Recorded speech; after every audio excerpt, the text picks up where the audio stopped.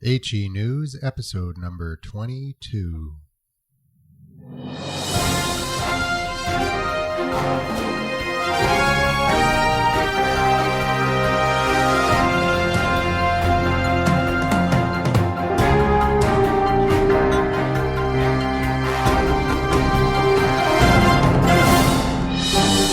Welcome back to another episode of Health Empowerment News with CROFT WOODRUFF.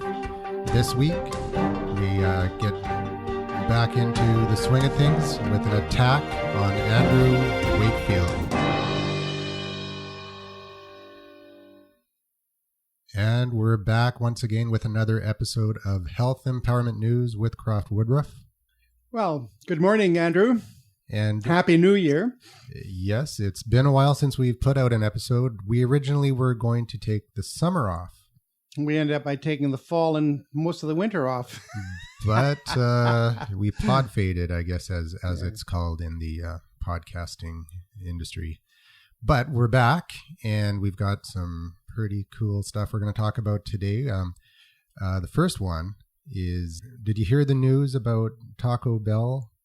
I hadn't heard that, no. Well, they a private individual actually had the meat, their beef, from their beef tacos tested, and it turns out they've only got 35% beef in their beef product, and the other 65% is just other stuff. Yeah, it could be soy protein and various other things to give it some body. Yeah, and so now what they're doing is they're not asking for any money. Mm-hmm. They're just asking the court order them to stop advertising that they're selling beef. It kind of reminds me of the old comic strip Little Abner by Al Cap, and the Dog Patch Boys who put together Kickapoo Joy Juice, they called it. And I guess you could call it their version of home brew. But they throw in a dead donkey to give the brew body. And I guess you could say that's about the equivalent of what we're seeing here with, 35% beef, and the rest is unknown constituents. Yeah, and kind of makes you feel like there should be more testing for these kind of things for food products and things like that. It only shows you just how corrupt the bureaucracies are in our governments, whether it's in the United States or in Canada, and I'm sure other countries besides. You can imagine what it might be like in some third world country when it comes to food inspection and safety. I think those people got to be pretty tough to go through that. But this is another reason why we have certain health problems that they have no answer for. Mm-hmm. The food industry has become commercialized and industrialized with industrial plants as manufacturing food in a way just like producing another industrial product. And that's not to say they can't put out a product of maximum nutritional quality and purity and of the right components of, compared to what we're looking here, something that's only 35% of what they would impugn it to have. But in fact, well, when I go to get a hamburger or a steak at a restaurant and it's supposed to be beef, I kind of expect that that's what I'm going to be putting in my mouth is beef. So that's a big problem. And, everyone's saying that especially when we're talking a lot about what we talk about is natural health product regulations. And Bill C-36, which is in the amendment to the Consumer Health Act, actually passed a couple of months ago while we were, on our hiatus. Yeah. And so that actually increases the government control over the consumer products sector. That would be great if we could be sure that the bureaucrats responsible will do a proper job. But unfortunately, we've seen these things, just get out of hand in the past. And that's why we see something like this Taco Bell incident, where people don't realize that 35% of what they think is a beef product is something else. So it just goes to show that, that we do need regulation, but we want the right kinds of regulation. So back in the day, Health Canada had a place to test natural health products to see if they contained what they're supposed to contain. And they closed it down. And instead of actually randomly testing the products for safety and for, to prevent fraud and all these other kinds of activities, they brought out these draconian hoops that people have to jump through in order to get a product or to keep a product on the market. And what's happening is people are withdrawing their products voluntarily because of the cost. If you have a company that has 40 or 50 SKUs on the health food store shelves, and now they have to go through this huge regulatory burden for each one. Well, they're just only applying for a small percentage of their products, and therefore, they're voluntarily taking them off the market because they can't afford it. And this is this of course is bad for the consumer, because products that they've relied on to help maintain their health are lost to them. And the whole problem is, of course, you see, we live in a free enterprise society. And when you have political parties that claim to be for free enterprise, well, their idea of free enterprise is the freedom to enter the consumer's pocketbook and extract the prize without your say-so, really. And this business of privatizing, for instance, food testing is, I would say, a total betrayal on the part of this government in Ottawa. But I can't say that the political party that would take their place in a federal election is going to do any better, because you have these people say, let the private sector do it. The taxpayer shouldn't be doing this. Well, the bottom line is that taxpayer-funded government testing served us very well for as long as I can remember. And I've been on this planet for 76 blasted years. And now we've got it so that they're farming this stuff out to private companies who are in the business of making a profit. And anybody who's been in business knows that you're going to be cutting corners and run as cheaply as possible so you can maximize your profit. And that means that the end product may not be up to the standard that you expect it to be, and when it's got, government inspected on the label. Yep, and that's always the risk when that happens. Some companies, though, do, kind of differentiate themselves by being the higher quality manufacturer or the higher quality participant in the economy, and they of course charge a higher price, a premium price for that recognition. But, well, and because for one thing, it costs money to maintain high standards from the source of raw material right to the finished product, and that is understandable. And the fact that companies can do that in spite of the government, guidelines and that, I think kudos to them.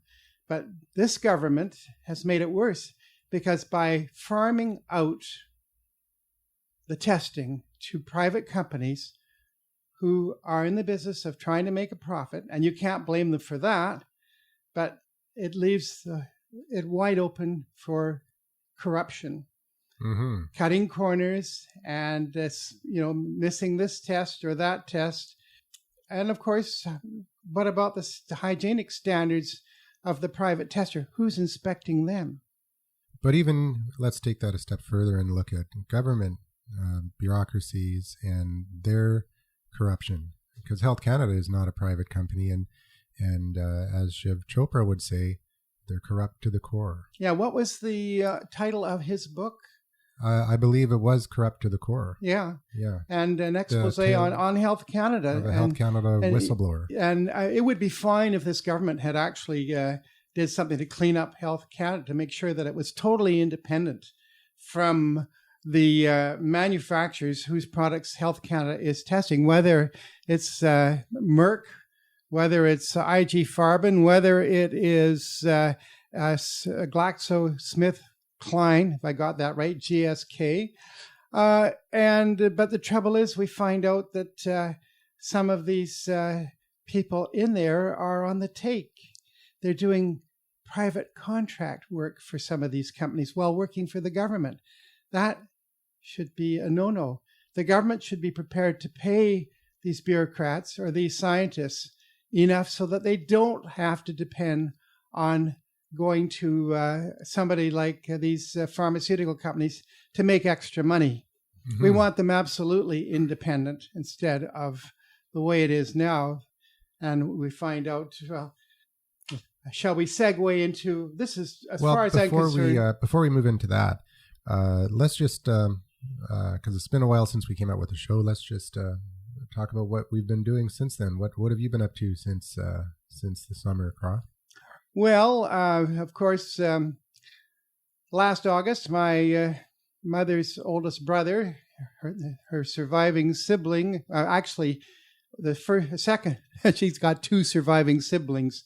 I have an aunt that is 3 years older than I am. I'm 76. And my uncle celebrated his 90th birthday when I celebrated my 76th. Wow. And my brother celebrated his 66th, and my grandnephew celebrated his 23rd or 24th. So, we've got quite a family going here, Gosh, it's about 4 generations going here. And that's the way it is. Wow. So you've been taking it easy? Well, yeah, somewhat. I don't think I'm going to say too much about my recent episodes, but might get into that later as I think about it. But the bottom line is that you've got to take good care of yourself, folks, and be aware of things, and don't ignore the signs of illness or impending illness, because you may end up by paying a big price for it. Mm-hmm.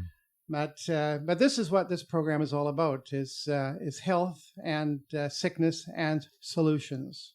Mm-hmm. And so I've been pretty busy myself with work, and still working with TAC Mobility, mm-hmm. telecom industry, and we're doing some social media stuff as well. And I guess the big news with me is I've got a baby coming. Actually, congratulations. Not me, but Valerie. Yes. Yeah. Yeah. Well, you're responsible. I suppose so. Yeah. Okay. Well, let's move on to the main topic. But before actually we do, Marketplace on CBC talked about the homeopathy field, and is it a cure or a scam? And they also attacked or carried the attack of the British Medical Journal against Dr. Andrew Wakefield, who has shown a conclusive connection between mercury in vaccines and autism in children. Mm-hmm. And it's a libelous attack. We've got good news on that. It's right up to date. As far as the attack on homeopathy, well, homeopathy's been around a long time. And I just say this: if it works, why knock it? If mm-hmm. people are happy with it, what business is of CBC or anybody else to shoot their face off about something fundamentally they know nothing about? And they always choose people who have degrees in biochemistry or a medical doctor who know absolutely nothing about the subject. They've never studied it. They've never talked to homeopathic physicians and practitioners. They've never really talked to people who follow it very closely, because a person who follows homeopathy very closely wouldn't go near a medical doctor, not with the type of medicine that is practiced today. Okay, so my question is you advocate for at least on vitamins and nutrition, you advocate like super nutrition, like high doses of vitamins and minerals. Yeah, and the right type of fatty acids, the sterols that are also fatty acids. I think I've got that right. I'm not a biochemist, and I don't claim to be. I look at things like balanced nutrition in terms of the right protein in the right place, sort of thing. Minerals are very, very important. I recently actually did, by invitation, a presentation on Down syndrome and the fact that Down syndrome can be corrected to a very great degree through the proper use of vitamins and minerals, amino acids, essential fatty acids, the mineral iodine, as well as thyroid hormone. And this is unfortunately, one of the best kept secrets in the medical profession. And when that's been drawn to their attention, well, it doesn't work. Well, have you tried it? Well, no. Then how do you know it doesn't work? Oh, they did studies and they couldn't get the same results. Did you look at the studies that were done and compare them to the original studies? If you did, you would find that they left out the thyroid hormone, and they left out the iodine, and they left out the vitamins because they ignored the very high doses of vitamins and certain other factors. You can't say that they duplicated the studies. They did everything they could to discredit the studies, and simply just by not doing them properly. So, I mean, if you're going to duplicate a study, you do exactly the study that you're trying to disprove. Nothing else will do. Whether you do it double-blind or not is another issue. But you can duplicate a study, blinded or double-blind, to prove whether or not somebody is on the right track with a certain study. That sounds like it would be a good topic for an entire episode. Absolutely. We will do that. But homeopathy is actually the opposite of what we're talking about here with the megadoses of vitamins. That is correct. It's actually diluting the active ingredient down over and over and over again multiple times until there's virtually nothing in there.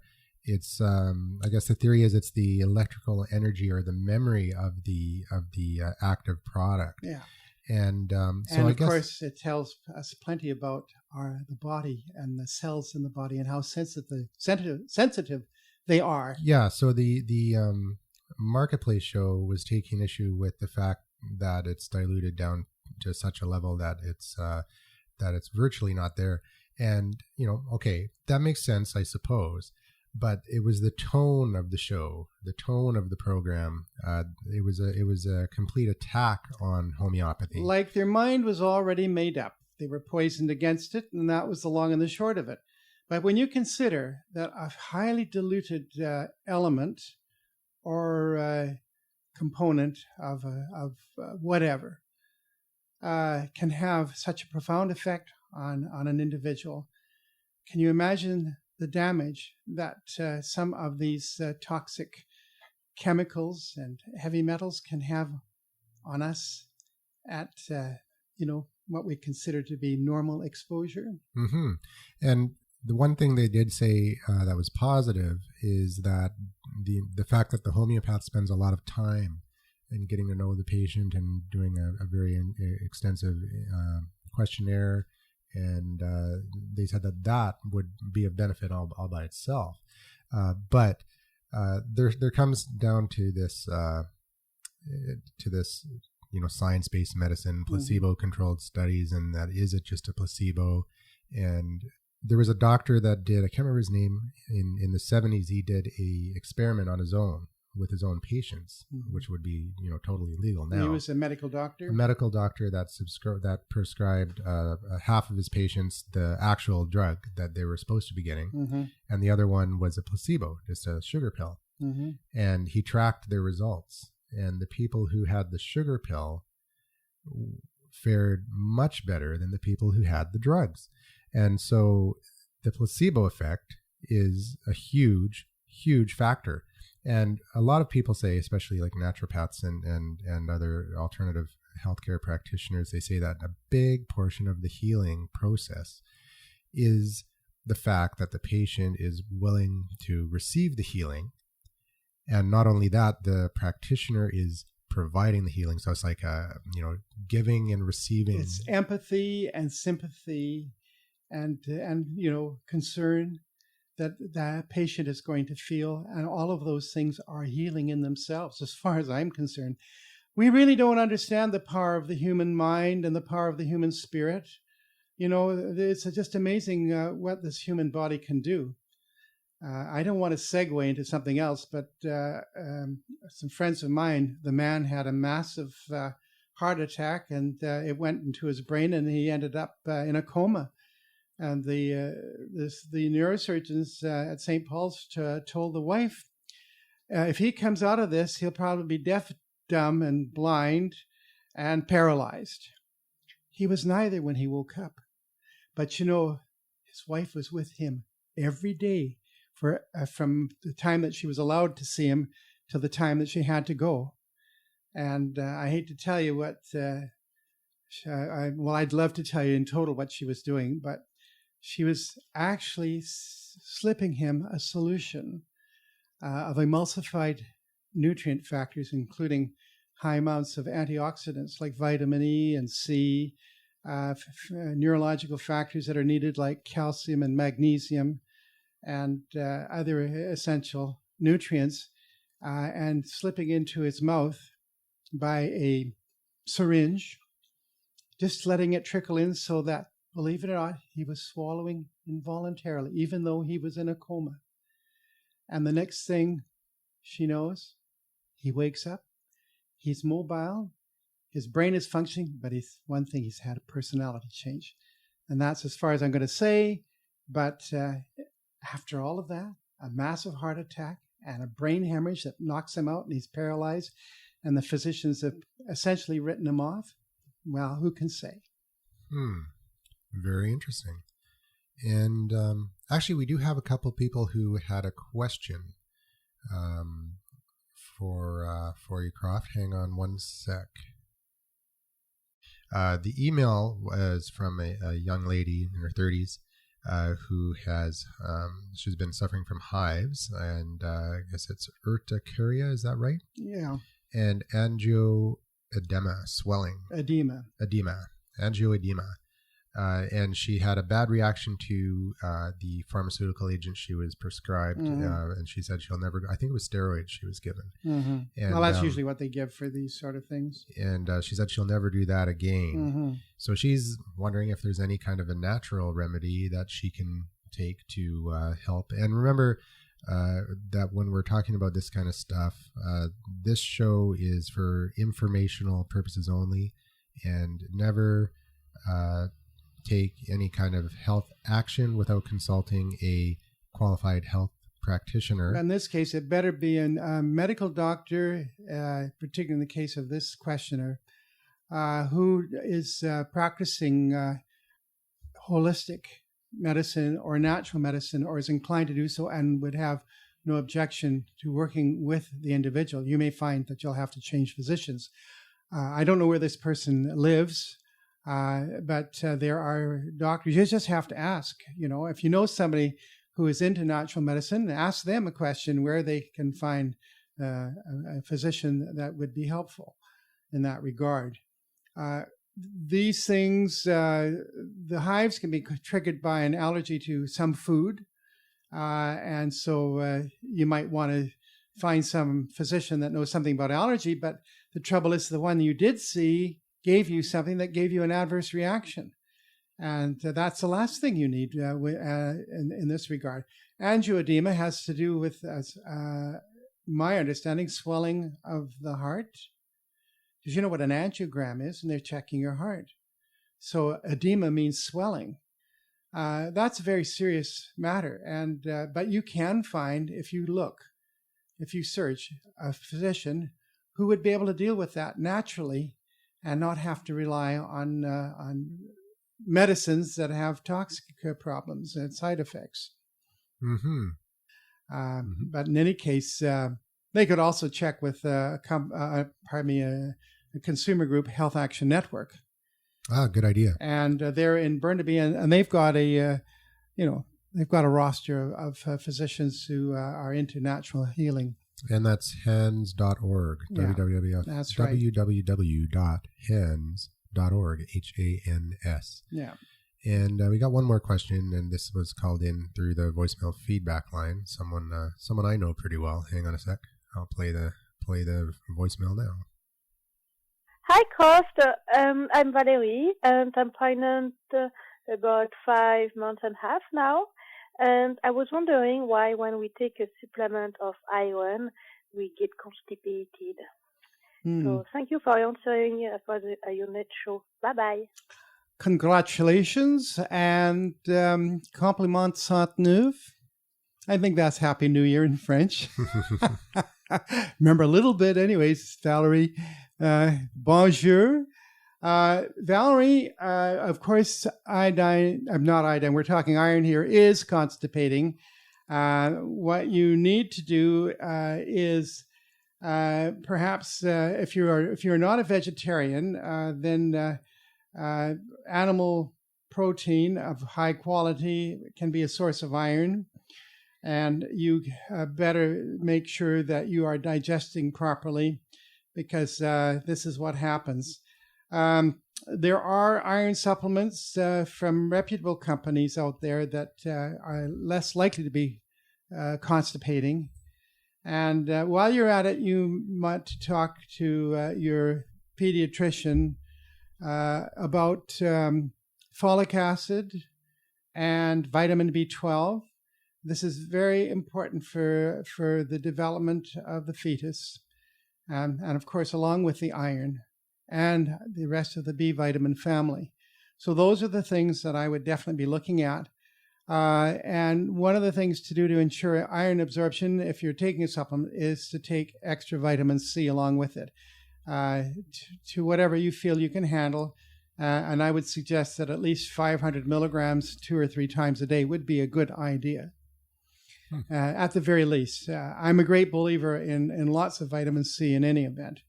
And there are other factors, but we can email you about that. Is there any issues with taking a large quantity of vitamin C during pregnancy? Or? Not that I'm aware of.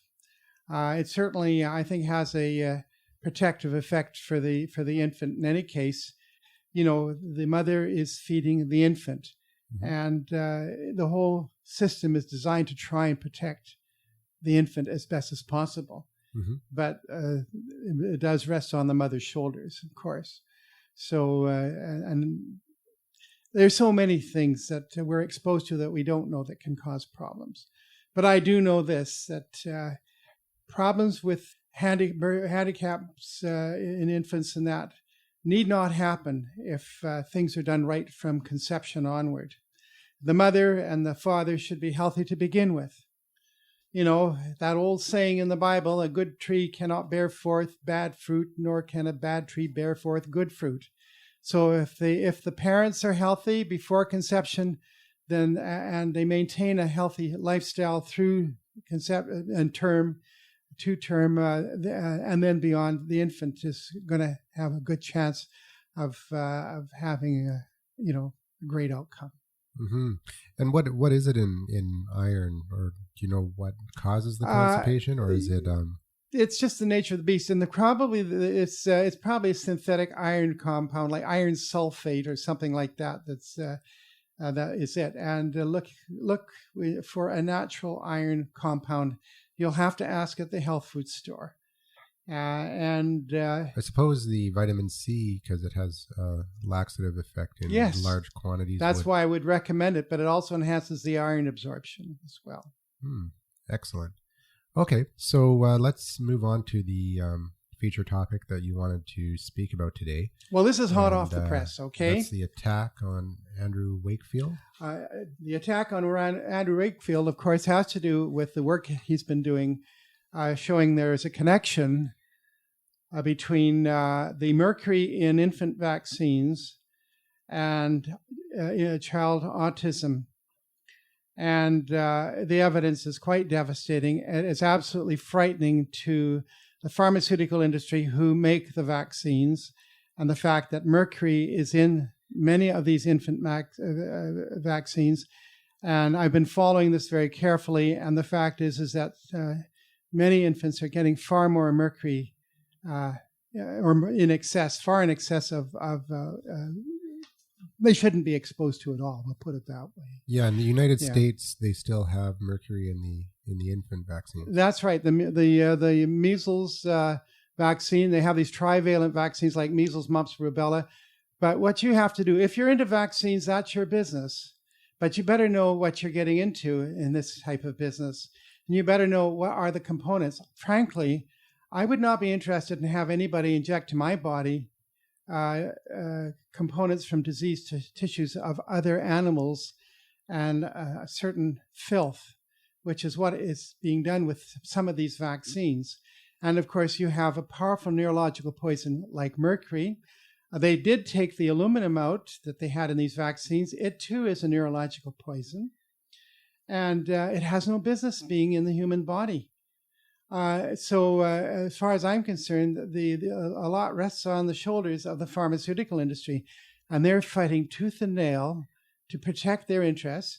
The bottom line is you can't, in some countries, it's illegal. Like in the United States, it's illegal to sue a pharmaceutical company.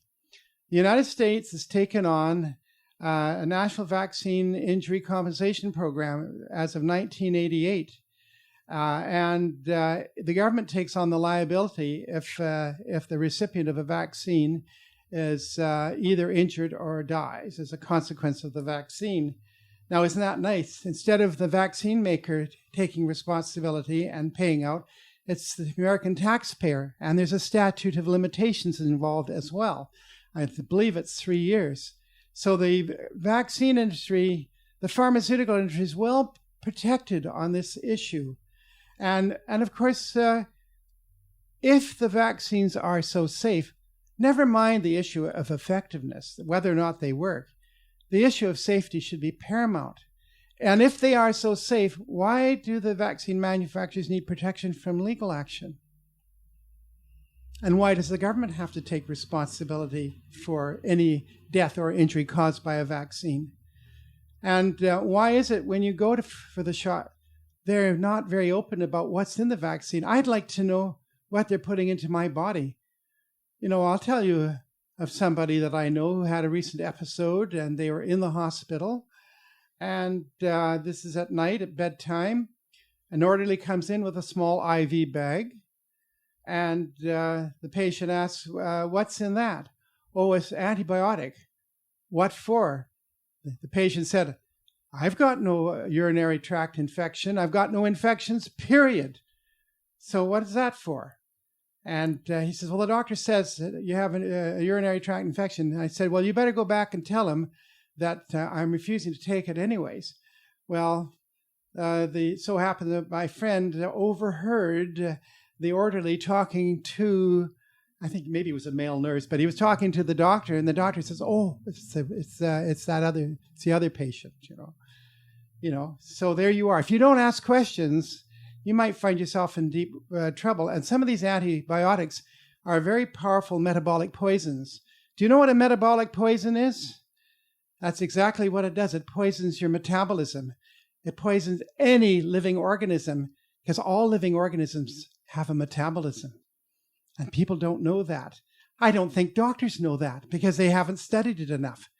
But that's what they're giving out with these antibiotics. And I can tell you this, as far as I'm concerned, there's a lot of people out there that are dying of certain diseases that they really don't have, but because of false positives in the testing, they think they have, and they're cajoled into taking these deadly toxins called antibiotics or antimetabolites, to be more precise. Very interesting. So this, is he a doctor, Dr. Andrew Wakefield? Yes. Now he's under attack because of the work he found. And by the way, it was duplicated. This has just come out. He is demanding a retraction from the British Medical Journal, or there will be consequences. He's got them dead to rights because they have another study that was done before Dr. Wakefield's study by reputable medical doctors and scientists that confirms that, well, and you could put it this way, that Dr. Wakefield's work actually confirmed. And Dr. Wakefield's work has not been disproven. The studies have been flawed deliberately. They've been deliberately started. When you make vaccines mandatory, by the way, that is a license to print money, because that means they're corralling everybody. And of course, it's the children that they're targeting to have these shots. If you can get your product mandatory that everybody has to take it, that's a gold mine. That's right. And won't you fight to the death to protect that gold mine and keep control of it? Let's step back a second. Won't you lie and cheat and libel and slander to protect that gold mine? Think about it. And the trouble is the folks at CBC and CTV and these other so-called news hounds haven't got the brains they were born with to ask the right kind of questions. Mm-hmm. Let's step back a second and actually go over what actually happened here. So we've got Dr. Wakefield. He's done a lot of work showing that there is a connection between mercury in vaccines and autism. Infant autism, yeah. And now what did the British Medical Journal do? What did they say? Oh, they said he was a fraud. He was fraud, and they published an article. That's right. They published not by a science journalist, by the way, but really a reporter hack, because that's about what he is, and who happens to be an employee of the Murdoch people. That's Fox News in the States, and that's major newspapers in the Great Britain, the United States, and I think there's some in Canada that he controls. I'm not sure. It might be the Montreal Gazette, but I'm not sure about that. You can't quote me on that. But the bottom line is that newspapers depend heavily on pharmaceutical advertising. So there's a gold mine right there that has to be protected. And so what better way to do it than to, kill the messenger rather than heed the message. Okay, so he's trying to vindicate his reputation. He has vindicated his reputation. There's no question about that. And there will be legal consequences for the British Medical Journal and others, which I assume is going to be the Murdoch people as well. In any case, I have absolutely no use for Rupert Murdoch. This man is a warmonger. And you know what more warmongers are? They're responsible for the death of millions of innocent people. And what exactly is the you were showing me a study about how that predated. That's right. This goes back November 13th, 2009. This is, if you go to Global Research, you can get the original article, Global Research, on the internet. That's all you need to punch in is Global Research, and your search engine will come up with it. And you look for this article by Richard Gale and Dr. Gary Null, who is well known for his research into natural health and natural healing. And the title is Vaccination. Federal health agencies continue to deceive Americans. Congressional report on a vaccine mercury autism link has been ignored for 6 years. Now, that was November 13th, 2009. That was published in Global Research on the internet. Those doctors, they knew then. And 7 years ago now, they knew that there was a mercury autism link, and they chose to ignore it. Those people, these are senior physicians and scientists in the U.S. Food and Drug Administration, the U.S. Public Health Service, and the Centers for Disease Control. Now, if that's the kind of scientists that you have in terms of public health, we are in deep trouble indeed. Okay, so what about in Canada? In Canada, they've eliminated mercury from the infant vaccines, I believe, 100%. You can't quote me on that. I don't know. I think they've got aluminum in there instead. They haven't taken out the aluminum? Yeah. Well, it shouldn't be there. And if there's aluminum in the vaccine, you're asking for trouble as far as your infant is concerned. Or yourself as an adult. It seems to me that the mercury is still in the H1N1 vaccine. Yeah, that's what I was told recently. Yeah. That it's that the only vaccine that has it is the flu shot these days in Canada. Also, well, let me give you this now. We have this. It's hot off the press about Dr. Andrew Wakefield has been totally vindicated. There's no question about it. No ifs, ands, or buts. And we've got problems not only with the British Medical Journal, but also an official with the medical journal, The Lancet, who failed to disclose his connections with a major pharmaceutical company. And that's the trouble. Some of these people that are in these publications, like the British Medical Journal, The Lancet, the American Medical Journal, or the Journal of the American Medical Association, or the Canadian Medical Association, their failure to divulge their conflicts of interest with pharmaceutical companies. They're on the boards of advice, they're in positions where they have yay or nay saying over whether or not a vaccine is going to go on the market, or any other pharmaceutical for that matter. So I want to read you this.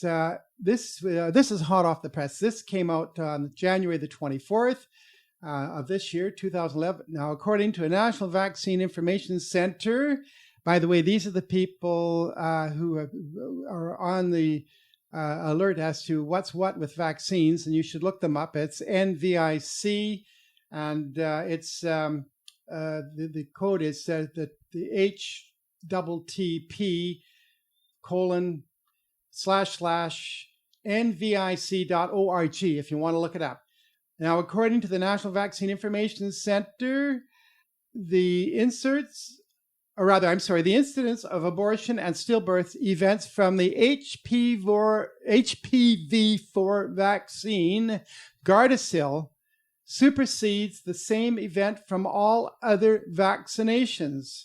The research and the post was written by Stephen M. Rubin, a PhD, a computer scientist who maintains the online searchable vaccine adverse events reporting system database at MedAlerts.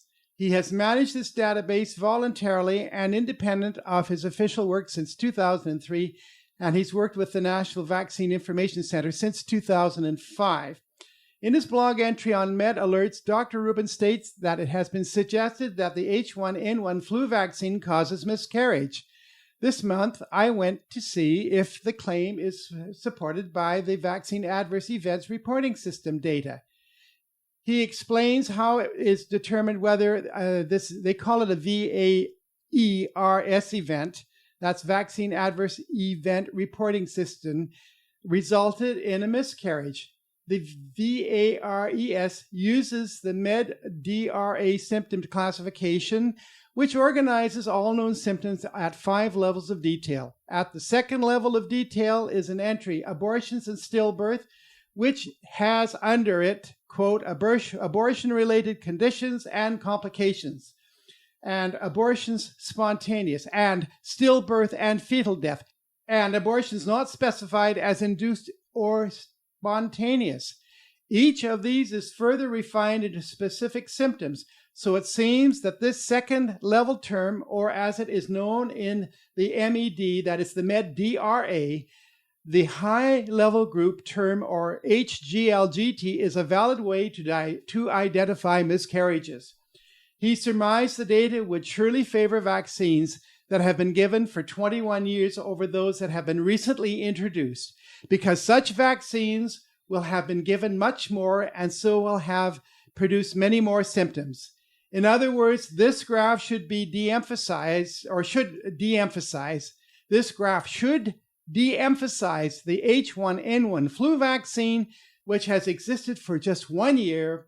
We should see related few H1N1 related miscarriage events compared with the seasonal flu vaccine, which has been administered to many more patients. However, the VAERS data proved him wrong. Dr. Rubin acknowledges that the results are shocking. First of all, the N1N1 flu vaccine has appeared in miscarriage events more often than almost any other vaccine. And then he states this, quote, but the graph has more shocking results for us. The H1N1 flu vaccine appears in many of the abortion stillbirth cases, but not the most. The winner, appearing in 297 of the VAERS records associated with miscarriage, is Gardasil. The vaccine code is HPV-4. Once again, this vaccine is a newcomer, having only existed for 4 years. His advice, and that's a close quote, and his advice to pregnant women is to, quote, read the product manufacturer's insert for the vaccine they are considering and speak with one or more trusted healthcare professionals before making a decision about vaccination during pregnancy, close quote. So we're telling you, don't take our word for it, but ask some very important questions if you are being, importuned to take a shot, because the shot you may take might be your last.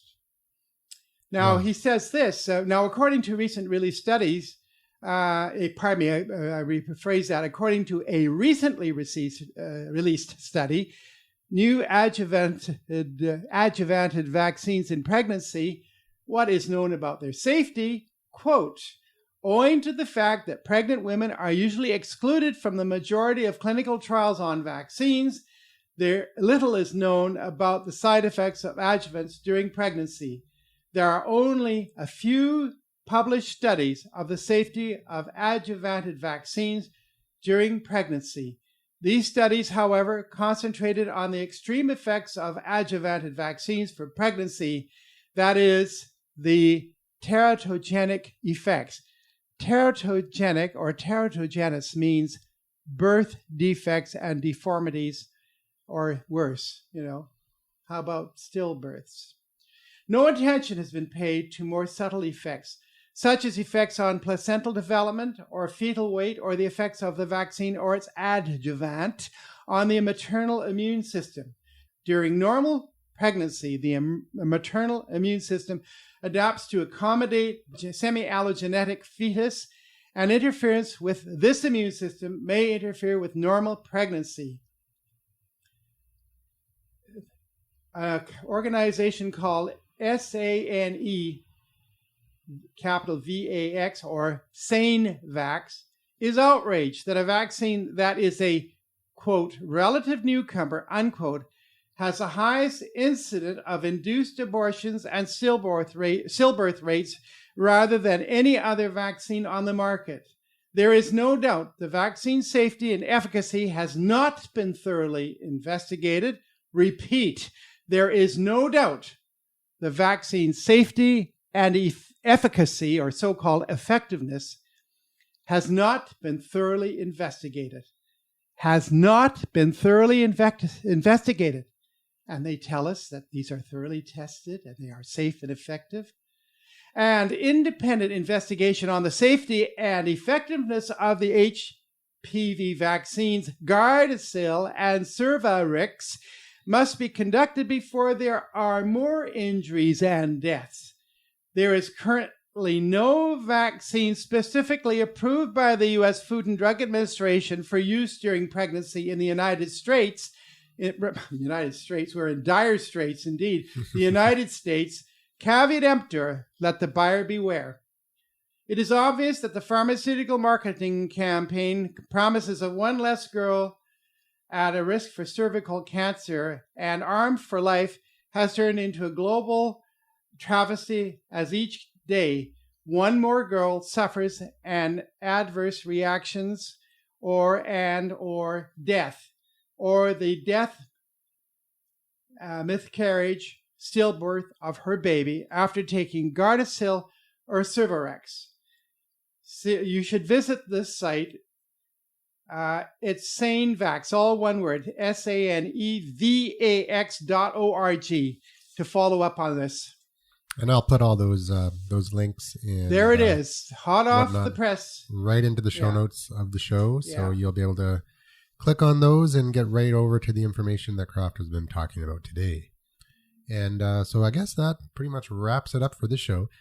We talked a little bit about health regulations and how they're needed, because a good example is the 35% beef in the beef of Taco Bell, and the other 65% is God knows what. And so we do need regulations, but we want the right regulations. We don't want to be regulated to death. And that's about the long and the short of it. Homeopathy, CROFT, you were singing in Russian yesterday. Oh, no, I was singing in French. Oh, with a Russian accent. Yeah. Well, I'm thinking of the second act of Deflator Mouse, when there's this huge party going on at Prince Orlovsky's mansion. Mm-hmm. And I guess it's maybe a New Year's Eve party, I don't know, but in comes Prince Orlovsky welcoming his guests, and he says, well, from time to time he entertains. He is the perfect host, but that's one thing he wants to be sure of, is that his guests enjoy things the most. I haven't got the translation quite right, but he does say, the Russians have a custom, chacun a son goût. Yes, we Russians have a custom, chacun a son goût, which means each to his own. And that's all I can say. It's up to you, folks. You make your choices and suffer the consequences. You better find out before you take action. Yes, and to each his own. If you like homeopathy, go for it. I don't have any kind of an issue with homeopathy, not unlike Marketplace, CBC's program. Yeah. And then we went into the vaccine issue again. We've had a couple shows. If you're interested, go back to episode 9 where we had Dr. Shaw come on. Yeah. He's not a medical doctor, but I have one last comment I'd like to make. I have lost faith in these so-called news programs, The Current, and I have lost faith in Marketplace as far as sound investigative journalism is concerned. Both these programs have gone way down, in my estimation, as reliable sources of information when it comes to issues of health and nutrition and alternative health and medicine. And of course, I kind of got tripped on to Anna Maria Tremonti of The Current a few years back when the big issue about Middle East oil and Union Oil of California in Afghanistan and, of course, Iran. And she was asking this person that she was interviewing, whose name I forget, she wanted to know what Unical stood for. Well, I've known what Unical stood for many years. Union Oil of California. She didn't even know that. All right. So I guess with that... she had to ask, but she could have said, let us know that she knew. But I'm not so sure that she did know. She was just playing dumb, perhaps? I guess so, but I still don't trust her. Okay, so we will see you again. Wherever you are, just take care. All right, and that's a wrap. Wrap me on the knuckles.